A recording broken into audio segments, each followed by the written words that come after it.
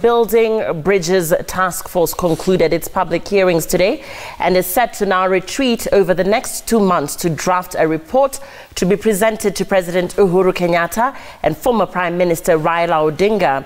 Over 20 stakeholders gave their submissions Friday, among them the Public Service Commission, which proposed reversing the health function to the national government and taking over the recruitment of health workers. Chemutai Goin reports. The Building Bridges Task Force attempted to accommodate every Kenyan and stakeholders seeking to have their views captured in the final report to be released in October.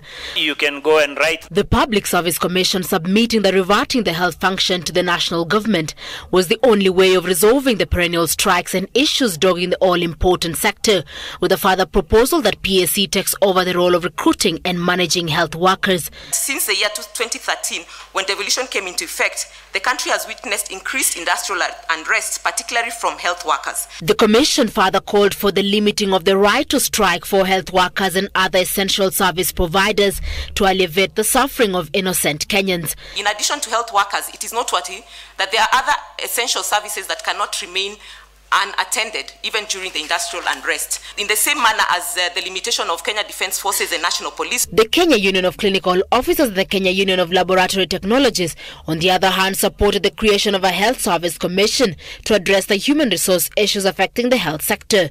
The National Muslim Leaders Forum called for the creation of an appellate system within the Qadhi's courts, saying the current system did not favour justice. Marriage, divorce and inheritance. Those three areas is where only Muslims go to the Qadhi's court. Now it is a magistrate's court which is very, very low. And if you don't agree, you go back to the Kenya High Court. So it becomes useless. There's no reason why it should even be there. Just expanding it a little bit so that you have got an appellate system within the Qadhi's court. Okay, not to build a parallel structure. And there were more calls for a review of the system of governance. The President, on the other hand, shall remain the Commander-in-Chief of the Armed Forces, the appointing authority, and shall head the cabinet, to which the Prime Minister shall be secretary. The cabinet secretaries appointed by the President shall be limited to 15. I'm proposing that the number of parliamentary seats and at the county level should be allocated based on the percentage that each party wins.